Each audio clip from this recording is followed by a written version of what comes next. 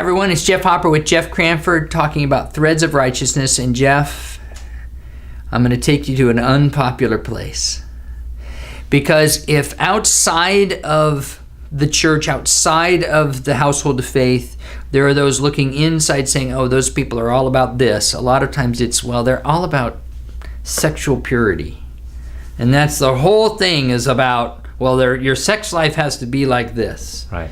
And Jesus taught this, and the Old Testament taught that. And boy, there's a lot of argumentation about, did Jesus take up the Old Testament, or did he trash a lot of it, or what's going on there? But the truth of the matter is that we see in the Old Testament law, all the way through the New Testament, this call to purity. Purity. Yeah. Why do you think that's there? I like what Andy Stanley talks about. He's one of our regional guys. Josh Nelson is in Atlanta and goes to Andy's church. And I like listening to some of Andy's sermons. He talks about a lot of these things are guardrails. They're guardrails for us. Mm-hmm. They're not restrictive. It's like a guardrail. If you're going along a very high mountain road and you're twisty, windy, I don't hate the guardrail there. It's a protective thing from keeping me. If you've ever done PCH, the Pacific Coast Highway way up in Oregon, I mean, it's unbelievable. I mean, the fall, you get hundreds of feet fall. I love the guardrails being on there if I see them as guardrails. For me, and many of the people here in the desert know, I mean, I wish I came from a life of perfect followership of Jesus, but I have a pretty sordid background pre-Jesus. And this was an area of my life that I struggled in tremendously, and continues to be a temptation in my life. And I think many of the men here would probably suggest that, yeah, it's a temptation in my life as well. It's a struggle. But I love those. I embrace, it's like Psalm 119, I love your law. I love when I see these guardrails. Sometimes it's challenging, but I'm glad they're there in my life. Why? Why sexual purity? It brings life to me. It brings abundant life to me. But I think there's so many men out there that would say, I wouldn't even know what a monogamous relationship and what it would be like to be in love with my wife.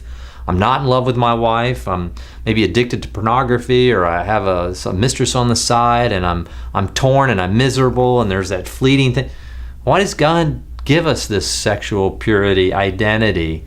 Well, for many reasons, but number one is for our own life. Number two, certainly we need to be lights in the world. And number three, there's also impact. I think most people would say that there is an impact on somebody else and us when we engage in sex outside of a marital covenantal relationship that is profoundly impactful on us. We would say, no, it has no impact on us. We're just animals, and we're just, this is a breeding instinct, and we don't have any other thing.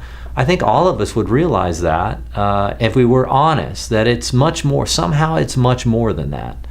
And so sexual purity is, for me, a life-giving ideology, a life-giving thing that wants to help me find a beautiful marriage. You don't think that impacts my kids? If I'm in love with their mother, you don't think that impacts my kids?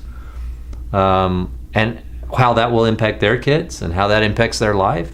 And so all these things are things that are, again, guardrails that God gives us. Not restrictions, but guardrails. Right. And when we look at Scripture, a lot of times it likens the flesh to the sin nature. And Peter talked about how one of the categories of temptation comes through the lust of the flesh. Right.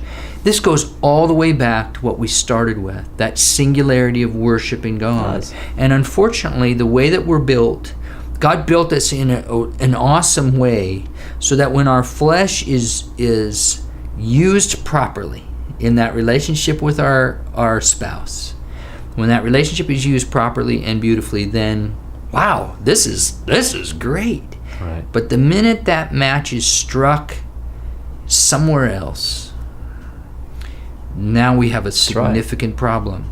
And so you have this need to do what God calls you to do in order to contain the flesh and allow for us to continue to focus on Him in that right perspective.